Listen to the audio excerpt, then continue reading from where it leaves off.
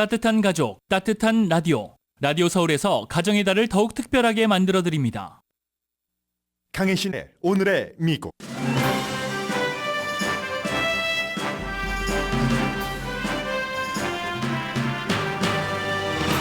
다우지수가 사상 처음 4만대를 돌파했습니다. 인플레이션 상승폭이 줄어든 데이터 이후 이자율 인하에 대한 기대감 때문입니다. 대통령 후보 토론 일정이 확정되고 하루 만에 바이든 측은 CBS가 제안한 부통령 후보 토론을 받아들였습니다. 대통령 후보 토론은 로버트 케네디 주니어가 변수입니다. 온건한 공화당으로 공화당 대선 후보였고 트럼프를 강하게 비난해온 밋 rom니 연방 상원 의원이 바이든 대통령은 트럼프 전 대통령을 사면했었어야 했다고 말했습니다.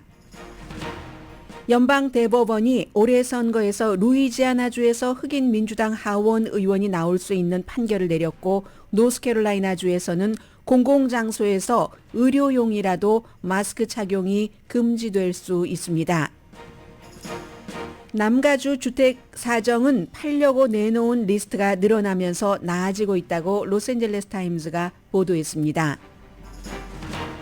우버이츠가 멤버가 아닌 사람들에게도 코스코 치킨도 배달합니다.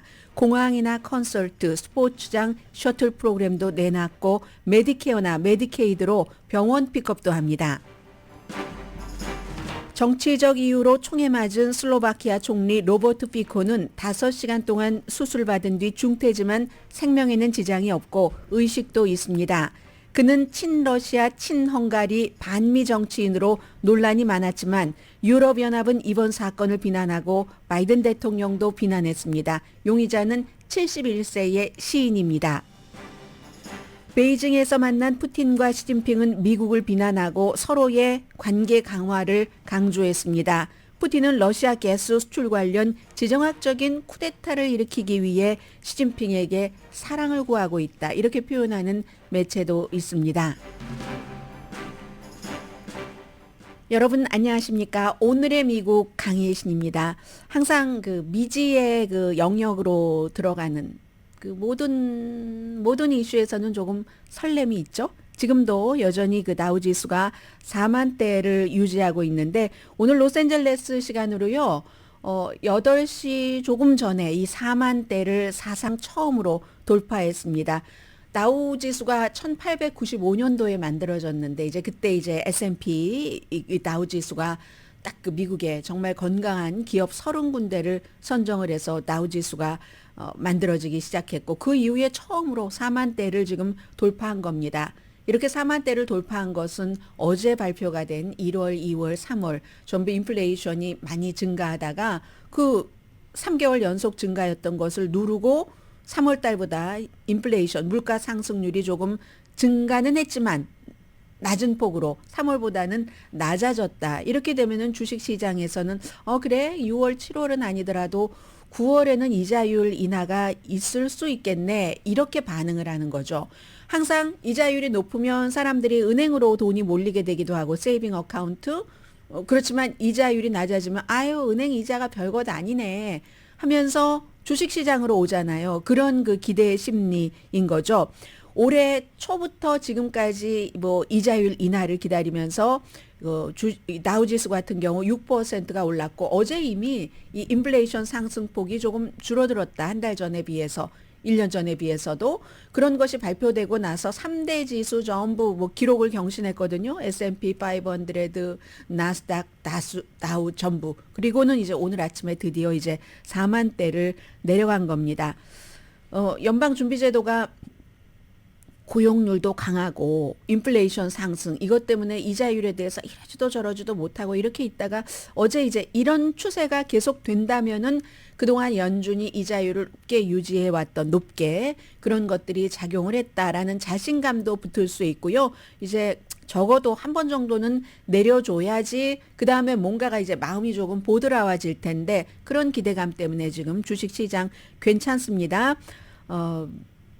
이 저축이냐 주식이냐 공동의 선이 없어요. 모든 면에 뭐 돈, 사람, 정치 다 좋으면 얼마나 좋겠어요. 그렇기 때문에 모든 걸 다 가질 수 없다고들 얘기를 하잖아요. 약간의 그 균형을 맞추면서 뭔가를 서로 합의를 하는 거죠. 이 주식시장에 대해서는 굉장한 그 낙관주의가 있는데 지금으로서는 이와는 대조적이죠. 정치에 대해서는 아무도는 아니겠지만 낙관하거나 어머 이거 너무 좋아 즐거워 뭐 기대감이라든가 흥분이라든가 이런 게 전혀 없어서 오늘 그 주식시장과 정치계가 조금 반대라고 볼 수 있는데요. 어제 하루 쉬었던 그 트럼프 전 대통령 허쉬머니 재판은 오늘 다시 시작이 돼서 제일 중요한 증인인 그 마이클 코엔이라는 전 픽서 해결사 트럼프의 개인 변호사가 또 이제 트럼프 전 대통령의 변호사들에게 지글지글 구임을 당하고 있습니다. 법정에서요. 그리고는 이제 아침에 좀 전에 발표가 됐는데 어제 이제 바이든 대통령이 제안을 했고 트럼프 전 대통령이 금방 받아들였고 그러면 CNN이 저희가요 하고 대통령의 첫 번째 그 후보 토론회가 결정이 됐고 그 뒤에 두 번째도 결정이 됐고 오늘 아침에 그리고 나니까 첫 번째가 CBS 두 번째는 9월 달에 ABC죠. 그러니까 CBS가 이번에는 하나 남은 그 부통령 후보 토론회 우리가 하겠다 했습니다. 그리고 오늘 아침에 바이든 그 해리스 캠페인 측에서는 그럼 그거 우리 받아들이겠다라고 얘기를 했거든요. 트럼프 대통령 측은 아직 답변 안 하고 있고 대통령이 지금 전 대통령이 법정에 앉아 있기도 하고 그리고 뭐 민주당이야 부통령을 바꿀 이유가 없으니까 해리스가 딱 토론자로 확정이 됐지만 공화당은 지금 서로들 다들 오늘도 법정에 얼굴 비치면서 뭐 저를 부통령 후보로 해주세요 하는 무언의 충성도를 보이고 있는데 그런 것처럼 아직은 공화당에서는 누가 부통령 후보인지 모릅니다. 그렇기 때문에 이 CBS에서도 날짜를요 7월 27일이나 아니면 8월 13일로 잡았거든요. 7월 27일이면 민주당은 전당대회를 8월 달에 하니까 안 되지만 그러나 부통령은 확정이 됐고 후보가 공화당은 7월 15일부터죠. 이렇게 전당대회를 하니까 전당대회 그 전에는 부통령 후보가 결정이 돼야지 됩니다. 그래서 7월 중순에 전당대회가 끝나고 부통령 후보가 확정이 될 테니까 7월 27일이나 8월 13일로 지금 잡은 거고요. 저는 이렇게 대통령 그 선거하는 것을 빌 클린턴 그 당시부터 보도를 했는데 이렇게 대통령 후보 토론이 일찍 시작되는 것을 보지 못했습니다. 양측에서 합의를 했다는 것은 그만큼 본인들이 일찍 후보 토론을 하는 게 이득이기 때문에 서로 누가 제안하고 누가 받아들이고 했다는 거잖아요. 지금 바이든 대통령은 기금 모금이 4년 전보다 더 많이 모였습니다. 아무리 나이가 너무 많다, 뭐 이상해 이런 얘기가 있어도 민주당에서는 바이든 대통령을 확고하게 단합해서 그를 중심으로 밀고 있는 겁니다. 그에 비해서 트럼프 전 대통령은 4년 전보다 모금이 줄어들었습니다. 이 가운데 상당수는 니키 헤일리에게 또는 론 디센티스 플로리다 주지사에게 돈을 집어넣다가 지금 스탑한 상태가 많을 테고요. 트럼프 전 대통령은 4년 전보다 모금을 덜 했을 뿐만이 아니라 지금은 쓰는 것은 훨씬 많이 쓰고 있고요. 법정 비용으로. 그리고 바이든 대통령에 비해서도 훨씬 적은 돈을 갖고 있습니다. 이렇게 좋은 위치인데도 불구하고 바이든 대통령에 대해서는 유권자들이 믿을 만한 사람이야 라는 그런 확신을 갖지 못합니다. 그래서 바이든 대통령으로서는 이걸 빨리 좀 전환을 해야지 되겠다. 그리고 심지어는 뭐 바이든에 대한 가짜가 굉장히 많이 돌아다니고 있거든요. 틱톡 중심을 해서 뭐 예를 들어 러시아의 어떤 이상한 조직과 연관이 있다던가 그거 다 가짜입니다. 이런 가짜 뉴스를 가지고 그런 거 몰랐지라고 또 자랑하시는 분들도 많이 계실 거예요. 그런 가짜가 많이 돌아다니고 하니까 바이든 대통령으로서는 일찍 토론을 해서 나는 트럼프와 다른 사람이다. 트럼프가 갖지 못한 여러 가지 뭐 어른스러움이나 안정적인 것이나 전형적인 정치인으로서의 덕목 같은 것을 갖춘 사람이다 하는 것을 빨리 보여주면서 트럼프와 구별되기를 원하는 거고 그리고 이제 그래서 1988년도부터 대통령 이제 후보 토론회가 시작이 됐는데 거의 가을에 하거든요. 그리고 3번 하는데 이번에는 2번입니다. 트럼프 전 대통령이 한 번 더 하자고 했는데 이거 이제 바이든 대통령이 say no 했기 때문에 2번으로 끝나고 그리고 원래 그 바이든 대통령이 제안을 했던 것처럼 청중 없이 합니다. 두 번 다 청중 없이 하고 마이크도 바이든 대통령이 제안했던 것처럼 발언 시간 그 이외에는 마이크를 끕니다. 그런데 이제 트럼프 전 대통령은 그럼에도 불구하고 자신이 있다는 겁니다. 나는 이렇게 얘기를 하잖아요. 바이든 대통령은 내가 역사상 서로 겨뤄본 최악의 토론자야. 그리고 더군다나 뭐 대통령을 할 만한 토론을 할 만한 어떤 신체적인 그런 뭐 정신적인 능력도 없는 사람이야. 두 문장 정도도 합쳐서 말할 수 없는 사람인데 무조건 내가 이겨. 이렇게 얘기하면서 이제 트럼프 전 대통령도 아주 그 자신 있게 이것을 이제 받아들인 그런 거고요. 해서 이제 처음에는 그 CNN 방송이 6월 달 27일이었죠. 애틀란타에서 청중 없이 하고 ABC는 9월 10일 전부 이제 조기 선거 시작되기 전이죠. 그래서 이제 두 사람씩 이렇게 사회자가 있습니다. 그런데 여기에 이제 아주 중요한 게 있습니다. 로버트 케네디 주니어라는 변수가 생긴 겁니다. 바이든이나 트럼프 전 대통령이나 전부 로버트 케네디 주니어를 여기에 끼기를 원치 않습니다. 그리고 지금으로서는 자격이 안 됩니다. 그런데 처음으로 이 후보 토론을 하는 CNN 측에서 정한 룰에 따르면 어떤 사람이면 6월 27일 이전에 이 토론에 참여를 할 수 있는가? 적어도 한 그 아주 정평이 있는 4개의 여론조사 기구에서 15% 정도, 적어도 4군데서 15% 지지율은 받아야지 되는데 지금 로버트 케네디가 12% 받고 이러는 것도 나오거든요. 어떤 거 하나는 16%가 나온 것도 있어요. 4군데서 그렇게 받고 그리고 6월 27일 전까지 선거인단 270표잖아요. 271표. 그것을 커버할 만한 선거인단이 있는 주들에서 본인이 이제 이름이 올라갈 수 있는 지금 열심히 그 일을 하고 있잖아요. 몇 군데밖에 안 돼요, 아직은. 그런데 지금 로버트 케네디 주니어 측에서는 6월 27일까지 그렇게 될 것으로 믿고 그렇게 되는 경우 왜 바이든과 트럼프 전 대통령은 로버트 케네디 주니어가 들어오는 것을 싫어하는가? 이 사람 변호사 출신입니다. 물론 바이든 대통령도 변호사 자격증 갖고 있고 트럼프 전 대통령은 변호사 자격증 없지만 얼마나 그 토론장에서 본인의 무대처럼 뛰어서 아주 노는 듯이 날아다닙니까? 그런데도 이 변호사 출신의 로버트 케네디 주니어가 두 사람보단 젊잖아요. 젊으니까 같이 끼어들어서 하는 것을 원치 않는 겁니다. 그러면은 이제 로버트 케네디 주니어 측에서는 이건 너무 불공평하다. 말이 되느냐? 뭐 이런 식으로 이제 열심히 이제 차고 들어오려고 할 것이고 과연 6월 27일까지 그가 자격이 있어서 세 사람이 서게 된다면 원래 트럼프와 바이든이 기획했었던 것은 달라지는 것이고 의도가 그렇게 돼서 만약에 로버트 케네디 주니어가 잘한다면은 그러면은 또 뭐 이것도 뭐 변수가 생기는 거잖아요. 아무튼 많은 민주당은 바이든이 그동안 그냥 심드렁했었던 그 트럼프가 토론하자 하는 것을 받아들인 것을 보고 기뻐합니다. 어제 그 버니 샌더스 그 민주당은 아니지만 무소속인 상원 의원이 하는 말이 바이든이 지금 신과 대결하는 게 아니다. 상대가 미국 역사상 가장 위험한 도널드 트럼프라는 사람이랑 상대하는 것이고 임기 1기보다 임기 2기는 더 위험할 것이고 바이든이 지금까지 해왔던 최악의 날도 트럼프보다 몇천 배 낫다. 그러니 자신감을 가지고 해야지 된다. 이런 얘기를 했는데요. 낸시 펠로시 전 하원 의장 굉장히 노련한 사람이잖아요. 나는 바이든 대통령이 트럼프 전 대통령과 이 토론 무대에서 같이 토론하는 그 무대를 공유하는 것을 개인적으로는 내가 만약에 그 추천이 나의 것이 영향력이 있었다면 나는 절대로 추천하지 않았을 것이다라고 얘기를 하거든요. 좀 두려워하는 사람들이 있는 겁니다. 민주당에서. 왜냐하면 이 민주당이면서 뭐 바이든이 못해 이렇게 얘기할 수는 없잖아요.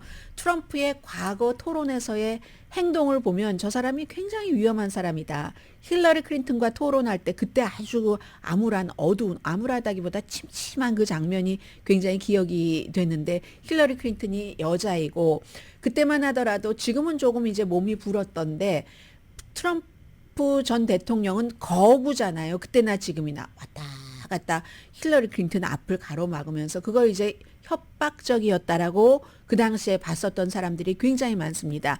낸시 펠로시는 스토커 같았어. 이렇게 얘기를 하고 그리고 이 바이든 대통령과 토론 한 번 하고 두 번째는 트럼프 전 대통령이 이제 그 당시에 그 코비드 19에 걸리고 해서 이 주최 측에서 리모트로 했으면 좋겠다 했더니 트럼프 전 대통령이 그것을 거부해서 이루어지지 않았었잖아요.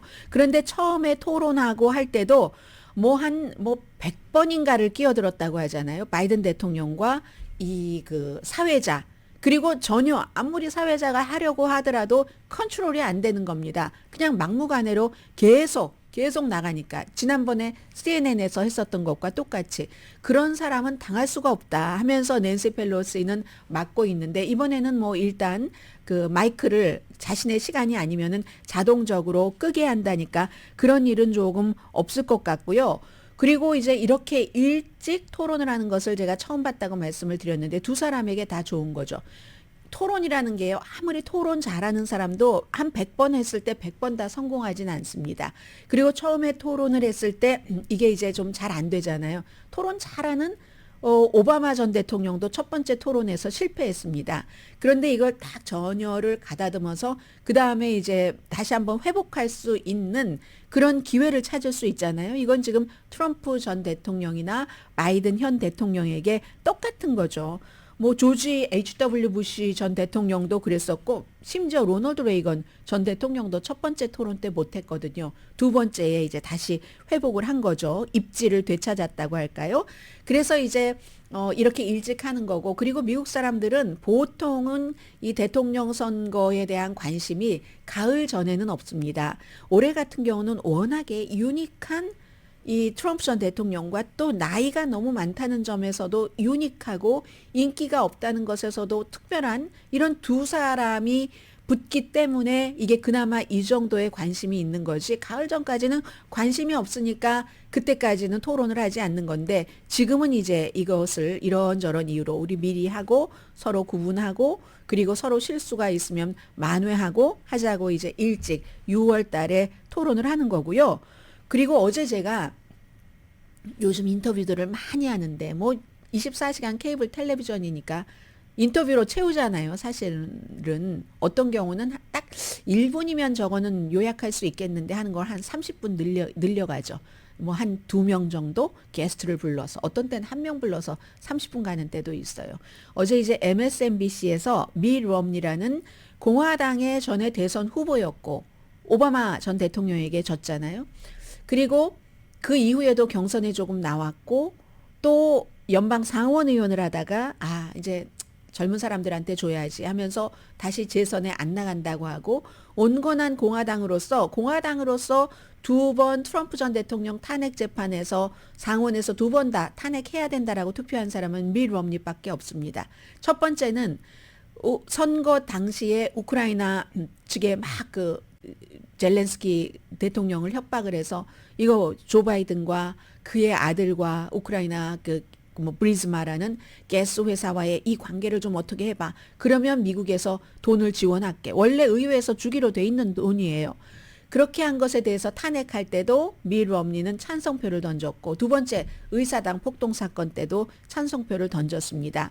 그리고 트럼프에게 공화당이지만 투표하지 않았습니다. 본인의 와이프 애나인가 그런데 애나라고 이제 이름 쓰는 것 그렇게 했었는데 그랬던 미 럼니가 내가 만약에 대통령이었다면 나는 지금 트럼프 전 대통령이 지금도 이제 재판을 받고 있는데 트럼프에게 지금 씌워진 88개 모든 혐의에 대해서 나는 내가 대통령이라면은 다는 안 돼요. 그 연방이 아닌 것이 있기 때문에 연방 그 기소된 것에 대해서 나는 다 사면을 했었을 것이다.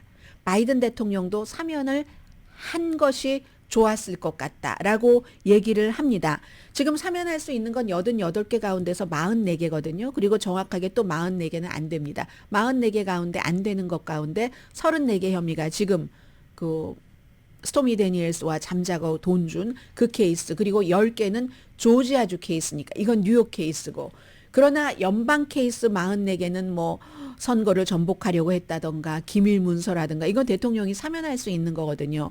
그것을 왜 하라고 하는가 하는 것은 트럼프가 뭐라고 하나요? 트럼프를 리틀 가이로 대고 이 바이든 대통령이 빅가이로서 내가 더 크고 이런 사람이니까 뭐 이 정도는 뭐 스톰이 무슨 뭐 연방에 관련된 그런 것들은 그냥 빅가이가 용서해 준다 하는 모습을 충분히 보일 수 있다는 것 하면서 미 롬니의 그 주장은 미국 사람들은 트럼프 전 대통령이 포르노 배우와 잠을 자고 부적절한 행위를 했다고 생각한다. 나도 내 아이들과 나의 그 손주들에게 그런 대통령으로 삼게 하고 싶지는 않다. 그리고 기밀 서류 같은 것도 대통령에서 물러나고 나서 부적절하게 다룬 것도 미국 사람들 다 알고 부정선거였다고 거짓말 치는 것도 안다. 그런데 일단 알면서도 여론이 바뀌질 않지 않느냐라고 얘기를 합니다. 여론이 그렇게 해서라도 바뀌지 않는다면은 그러면 바이든이 나도 바이든을 좋아하는데 그리고 81세라 나이가 많다고 하지만 충분히 능력이 유능하다고 생각을 한다 대통령으로. 그런데 어차피 여론이 바뀌지 않을 거면 그냥 내가 큰 어른이다 하는 것을 보여주는 게 훨씬 나았을 것이다. 빅가이가 리틀가이를 용서하는 것처럼. 그게 첫 번째 이유고 두 번째는 어차피 선거 전에 그 재판 결과가 나오지 않지 않느냐. 재판 결과가 나오지 않으면 아무런 선거에도 영향을 미치지 않을 것이고 그리고 무엇보다도 미국이라는 나라가 미국 사람들이 마음 저쪽에는 스스로가 창피하니까 전직 대통령이 만약에 저렇게 모든 것에 대해서 유죄 판결을 받으면 우리는 죄인을 대통령으로 뽑은 사람들이야. 스스로도 창피하고 미국 사람들이 그런 역사를 남기기를 원치 않는다는 겁니다. 그래서 바이든 대통령이 본인이 할 수 있는 44개 혐의에 대해서는 오히려 그걸 이제 사면을 해줬더라면 훨씬 그 바이든 대통령에게도 나라에도 좋지 않았을까. 이게 미 롬니라는 공화당의 상원 의원의 주장입니다.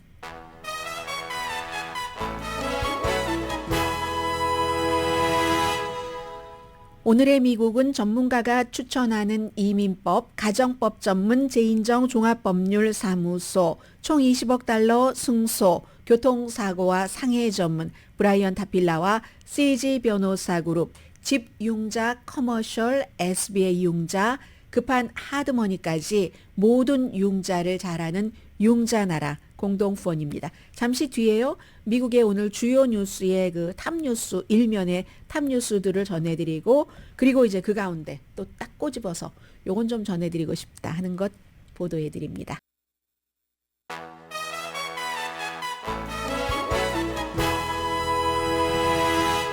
라디오 서울 방송 오늘의 미국 듣고 계십니다. 네, 오늘 미국의 모든 매체 다우지수 4만대에서 조금 내려갔네요. 39,996.18 이 정도로 내려갔고요. 오늘 이제 모든 그 미국의 주요 신문의 일면을 조금 간추려 드리자면은요. 어디부터 볼까요? 월스트리트저널. 네, 뭐 이왕 다우지수를 말씀드린 김에 월스트리트저널부터 보겠습니다. 월스트리트저널이 일면에 오늘은 사진을 아래로 내리고요. 인플레이션이 좀 잦아들고 그러자 이제 주식시장이 완전히 그 히트 하이를 쳤다. 3대 지수가 다 쳤으니까 당연히 이제 월스트리트저널로서 그런 보도를 일면 맨 위에 냈죠. 올해 이자율 내리기는 한다. 뭐 이런 희망에 따라서 그랬고요. 그리고 이제 USA 투데이를 보면은 USA 투데이도 역시 그 마찬가지로 이것은 결국은 이제 그 미국 건축업자에게 좋다. 이자율을 그렇게까지 해서 내리게 된다면 비용이 많이 들어서 그동안 그 건축을 많이 짓지 못했고 그로 인해서 집값도 내려가지 못했으니까 미 전국에 대해서 전반적으로 좋다. 이렇게 보도를 했거든요. 그런데 똑같은 것인데 이제 그 LA 타임즈를 보면 약간 이제 조금 다르거든요. 오늘 로스앤젤레스 타임즈는 이쪽 왼편에는 뭐 버클리 캠퍼스에서 학생들이 학교와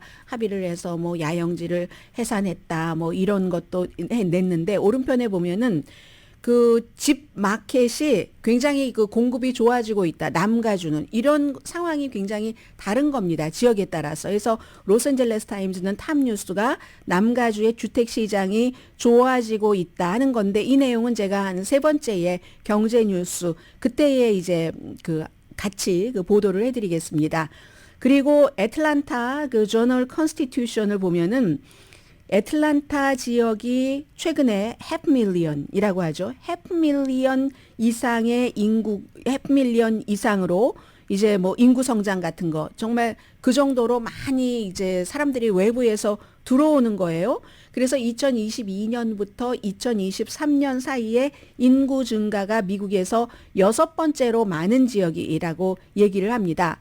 그러면서도 대도시에서는 물가 상승률이 가장 낮은 지역에 속한다. 그러니까 요즘 한인분들이 애틀란타 지역으로 많이 가고 계시잖아요. 또 계절도 무슨 봄, 여름, 가을, 겨울도 다 있고 렌트비와 전반적으로 이 식품 가격이 굉장히 그 애틀란타가 다른 지역보다 싸고 뭐 이런 내용들을 애틀란타 그 저널 컨스티튜션은 맨 위에다가 썼고요.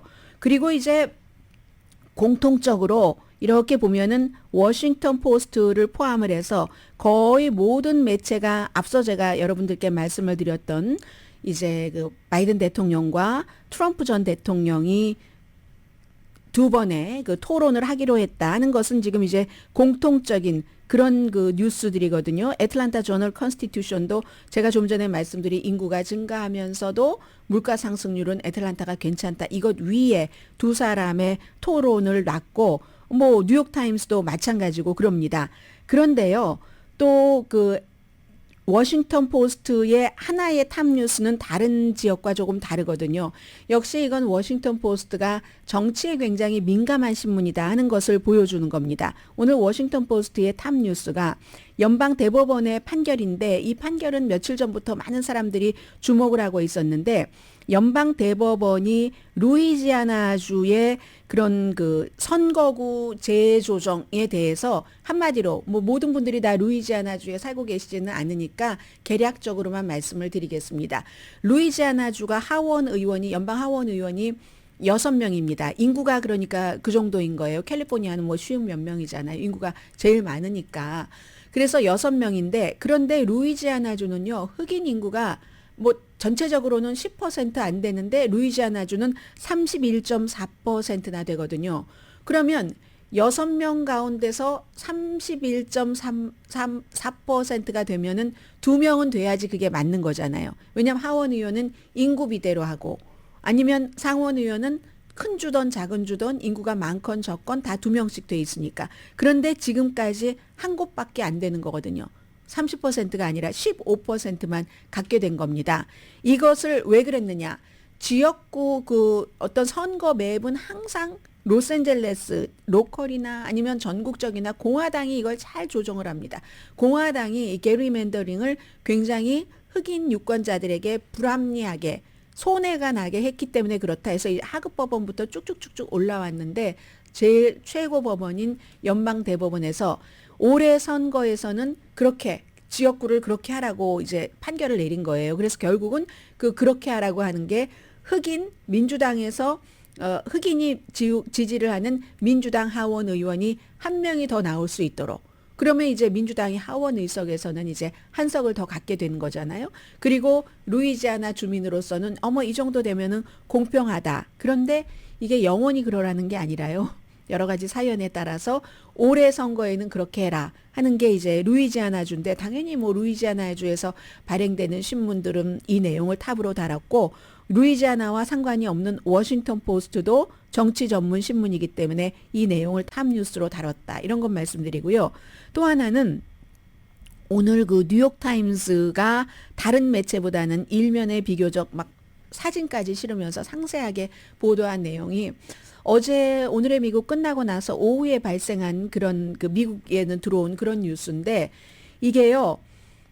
미국에서는 아마 로널드 레이건 전 대통령 암살 시도 그리고 로버트 케네디가 아니라 그 존 F 케네디 이런 것도 있기 때문에 이제 슬로바키아의 총리가 암살 시도에서 살아난 것을 굉장히 미국 사람들은 아주 그냥 남의 일 같지 않게 받아들였거든요. 이 그 슬로바키아 하면은 우크라이나에서 바로 이제 그 서쪽이고 우크라이나에서 서쪽이고 그리고 이제 그 위에는 폴란드가 있고 아래는 헝가리가 있고 또 이제 그 서쪽 위로는 뭐 체코 공화국이 있고 그런 국가잖아요. 그 러시아와도 가까운 아래쪽에 있는 헝가리아의 오르반 그 독재자와 굉장히 가깝고 이 총리가 암살 시도에서 살아남은 총리가 그리고 블라디미르 푸틴과도 엄청 친하고 그러니까 자연스럽게 지금까지 계속 우크라이나에 지원해서는 안 된다는 것을 굉장히 강조해왔던 사람입니다. 그런데 이제 이 사람이 딱 그 로버트 피코라는 59살이에요. 굉장히 논란이 많았죠. 유럽연합 그쪽에서도 뭐 친러시아, 친헝가리 이런 그 또 그리고 인기 영합주의자로 돼 있기 때문에 그리고는 그 국내에서는 막 언론 같은 거 다 장악하고 총리는 가장 오래 했어요. 3번에 걸쳐서 기간이 조금 있는데 3번에 걸쳐서 했고 지난해에 다시 총리에 복귀할 때도 이 사람이 친러시아, 반우크라이나 그리고 친러시아 하면은 항상 반미입니다. 반미 이런 것을 부르짖어서 됐는데 그전에는 또 왜 쫓겨났냐면 완전히 언론 같은 것도 장악하고 하는 그 과정에서 저널리스트의 피앙세 살해한 그런 그 집단과 관련이 있어서 결국은 그 자리에서 물러났다가 다시 기회 봐서 온 굉장히 논란이 많은 인물이거든요. 어디서 연설을 하다가 뭐 총을 5발을 맞았는데 배에도 맞고 왼손에도 맞고 5시간 동안 수술을 했는데 생명에는 지장이 없고요. 그리고 뭐 지지자들에게 오른손이었겠죠. 손도 흔들었다고 하고 지금 의식도 있다는 겁니다. 용의자가 71살의 시인이랍니다. 시인은 시인이지만 액티비스트겠죠. 왜 한국에도 시인이면서 액티비스트인 정치 액티비스트들 많이 있잖아요. 그런 식으로 해서 이제 이 사람은 뭐 정치적인 이유로 그래서 암살 시도라고 얘기를 하는 거죠. 당연히 이제 현장에서 체포가 됐고 어떤 단체에 속하지는 않았답니다. 종신형이 가능하고 이런 때 이제 항상 혼자 범행을 저질렀으니까 외로운 늑대라고 얘기를 하잖아요. 그래서 이제 이 사람에 대한 비난이 많다가 그럼에도 불구하고 어떠한 형태의 정치인이든 세상에서는 누군가가 누군가를 암살 시도를 한다던가 이런 일이 있으면 딱 그 시도를 하는 사람을 어떤 이유에서라도 불구하고 다 비난을 합니다. 유럽연합에서도 지금 엄청 지금 이 총리 뭐 로버트 피코 총리가 뭐 쾌유하기를 이제 바란다 이런 걸 얘기를 하면서도 뭘 걱정하냐면요. 이런 일이 있잖아요. 그러면 결국은 그래서 우리가 더 이걸 강하게 해야지 돼. 그리고 이제 언론 장악 같은 것도 더 강하게 할 수 있는 빌미를 줄 수도 있잖아요. 유럽연합은 그의 쾌유를 빌면서도 그런 것들 그리고 앞으로 이제 이런 일이 없도록 해야지 돼 하면서 이제 그쪽 그 슬로바키아에서도 뭔가 이 사람들이 이제 부정부패라든가 너무 억압하는 거 이걸 막아보려고 하는 운동들이 있지 않겠어요? 그런 운동들을 막을 수 있는 역작용이 날 수도 있다는 거죠. 그런 면이 또 하나 있고 또 하나는 바이든 대통령도 반미를 하는데 뭐가 그렇게 예쁘겠습니까? 그런데도 불구하고 서로 정치적인 의견이 다른 거 이것과는 아무런 상관이 없이 이 로버트 피코 정말 이건 끔찍한 행위였어 하고 규탄을 하고 그리고는 이제 쾌유하는 것을 비는 이런 일들. 그래서 이제 슬로바키아의 이 사건은 다른 나라 사람들보다는 미국 사람들이 이런 것을 여러 번 경험을 해봤기 때문에 훨씬 관심을 갖는 것 같고 뉴욕타임스가 이 내용을 지금 오늘 가장 자세히 보도를 했다는 것 전해드리고요. 그리고 이제 잠시 뒤에 남가주의 주택시장과 우버의 변천사라고 하나요? 아니면 변천이라기보다 이건 뭐죠? 변환도 아니고 더 진화? 네, 우버의 진화 내용을 전해드리겠습니다.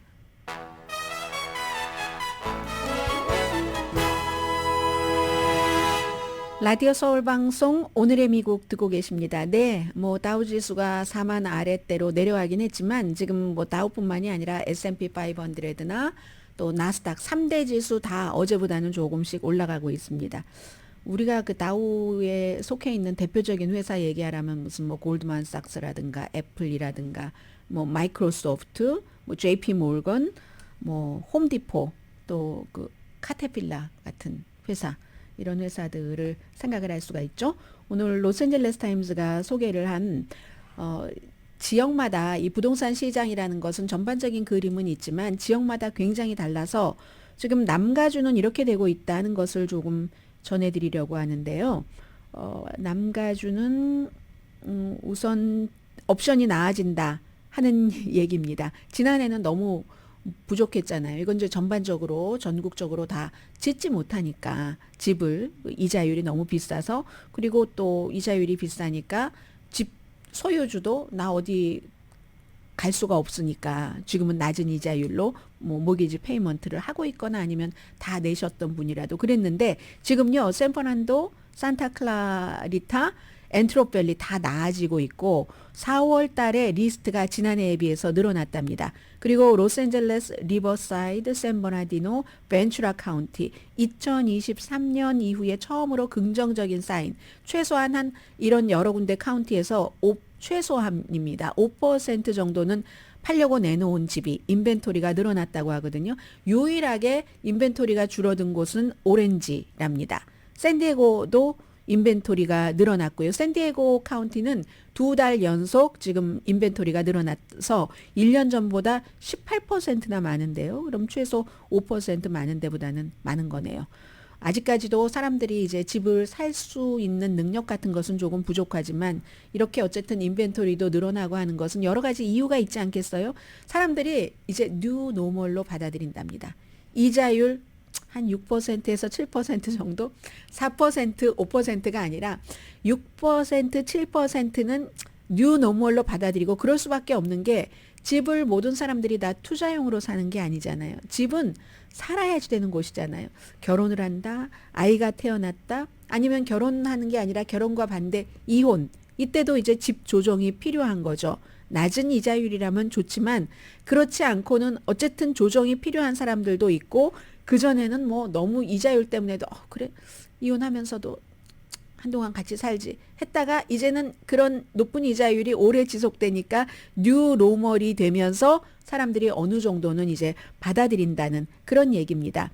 그리고 경제가 또 괜찮다고 하니까 모든 사람들에게 다 해당되는 건 아니지만 얼마 전에 말씀드린 것처럼 뭐 세 집 가운데 한 집이 캐시로 산다 하는 그런 데이터가 있었잖아요. 레드핀에서. 그처럼 남가주는 헐리우드에서 돈 많이 버는 사람들 또 화이트 칼러 잡을 갖고 있는 사람들 그런 사람들은 캐시로 살 수 있으니까 그래서 로스앤젤레스 카운티의 4월 달에 평균 주택값이 89만 달러 89만 뭐 500달러 뭐 이 정도 된다고 하거든요. 거의 90만 달러라는 거예요. 90만 달러도 싼 거죠. 3월 달보다 1.4% 올라가긴 했는데 그래서 집값이 아직 많이 내려가진 않았는데 앞으로는 이제 이자율도 조금 내려가고 인벤토리도 늘어가고 하면은 이건 반반인 것 같아요. 집값 내려갈 것이다라고 보는 사람도 있고 그래도 집값은 크게 내려가진 않을 거야 라고 보는 사람들도 굉장히 많은 것 같고요. 그리하여 진로의 수석 이코노미스트인 니콜 뒤에 라스트 네임은 잘 못 읽겠어요. 읽다간 틀릴 것 같아요. 그리고 이제 더 많은 주택을 짓게 될 때 이제 이 같은 균형이라든가 이게 깨지면서 많은 것들이 바로잡혀. 결국은 항상 수요와 공급이라니까는요. 당연히 이제 아파트먼트 대규모로 짓고 이런 지역에 집값이 렌트비도 싸고 집값도 좀 싸지게 되겠죠. 금리 여전히 올해 한 번 뭐 이렇게 내린다 할지라도 높은 수준을 유지는 하겠지만 그래도 올해 말이 되면 7% 아래 6.4%는 되지 않을까. 무슨 30년 고정 모기지 이자율이 이렇게 보시는 분들이 굉장히 많다는 겁니다. 그래서 요즘에요. 샌프란도 밸리 같은 데 가면은 일부 뭐 주택 내놓는 것도 늘어나고 뭐 팔리는 것도 늘어나고 최소한 몇 주일 사이에 2배 이상 늘어났다고 하거든요. 사람들이 이제 딱 내놓으면 벌써 어떤 집을 얼마에 내놨다고 하나요? 노스리지에 4베드룸짜리 집을 내놨더니 86만 9천 달러에 내놨는데 6분이 사겠다고 이제 오퍼를 넣었다 하는 것 있고요. 우버 하면은 우리가 공유 자동차 업계의 대부 이렇게 표현들을 하잖아요. 점점 이제 세부적으로 가는데 뭐 코스코 배달도 하고 이름으로 말씀드리겠습니다. 새로운 메뉴가 많아요. 우버에. 우선 우버 셔틀이라는 이름입니다. 공항이나 콘서트장, 스포츠 이벤트장에 5자리까지 예약을 받는답니다. 그리고 우버 X 쉐어는 미리 이제 공유 차량 예약하면은 우버 뭐 일반 것에 비해서 우버 X에 비해서 25%를 절약할 수 있고요. 우버 X 쉐어입니다. 다른 사람과 혼자 가는 게 아니라 같이 갈 때. 이거는 보통 이제 그 뉴욕이라든가 로스앤젤레스 통근자를 대상으로 하는 프로그램이죠. 시카고. 더군다나 무슨 뭐 월마트도 사무실로 돌아오세요 하고 하니까 그런 요즘 이제 사무실로의 복귀율이 높아지면서 우버 X 쉐어 프로그램을 조금 더 다듬었고요. 우버 케어기버라는 프로그램이 있는데 이건 이제 올 여름부터 하는데 나이 드신 분들 병원 어포인먼트 같은 것 예약하는 건데 메디케어 어드밴티지도 있고요. 메디케이드 이런 것으로 다 된답니다. 그리고는 이제 코스코 그로서리도 이제 배달을 하는데 코스코 이건 텍사스에서 2021년도에 시작했다고 하거든요. 근데 골드바는 안 되고요. 이 골드바는 여러 가지로 문제가 많던데요. 살 때는 샀는데 팔기가 쉽지 않다고 하던데 골드바와 핫떡 그 유명한 핫떡은 빼고 그런데 그 로티세리 그 치킨은 된답니다. 배달이 되는데 뭐 배달료가 뭐 지역에 따라서 다르겠죠. 뭐 한 4달러 99센트 멤버 아니면 6달러 32센트 이렇게 코스코까지 배달을 해주고 학생들에게는 할인을 해준답니다. 학생 할인이 뭐 얼만큼 된다고 하고, 그리고 이제 학생 할인에 대해서는 학생들이 잘 먹는 것들 있잖아요. 도미노 피자라든가, 스타벅스라든가, 타코벨, 이런 거에 또 이제 뭔가 혜택을 준다고 하고, 처음에 우버가 시작할 때는 그냥 사람들 어디 가는 그런 이제 자동차 공유 마켓만을 딱 장악을 했는데, 하나 하고 나니까 다른 경쟁자도 생기고 리프트 같은 데도 생기고 그러니까 자꾸만 이렇게 확장하고 진화한다는 겁니다. 그래서 얼마 전에 그 인스타카트와도 협력해서 그로서리도 다 배달해주고 한다고 했잖아요. 그 요즘에는 처음에는 우버 쌌는데 요즘 왜 이렇게 비싸? 이렇게 얘기하시는 분들 많습니다. 우버도 뭐 여러 가지 뭐 직원들에 대해서 등등 뭐 이런 것들 때문에 비용이 올라가는데 그래서 요즘에 1, 4분기에는 뭐 수입이 줄어들었다 하더니 이제 여러 가지 이제 문어발처럼 이제 하고 있는 거죠. 그래서 제가 오늘 이 뉴스를 보면서 생각이 든 것은 한국 분들도 나이 많이 드신 분들 계시잖아요. 그리고 이런 거 이용해 보지 않으면은 자꾸만 뒤에 처지고 내가 안 하면서도 안 해도 돼도 할 줄 모르는 것에 대해서 불안감을 느끼잖아요. 그래서 저도 우버를 그냥 타는 것만 타봤지 다른 이런 프로그램은 써보질 않았거든요. 그래서 저도 아마 이런 것을 한번 트라이를 해보려고 하거든요. 그렇지 않으면 뉴스 할 때 불안해지거든요. 세상이 이렇게 변했다 말씀을 드리면서 잠시 뒤에 하나 정도 아이템 남았습니다.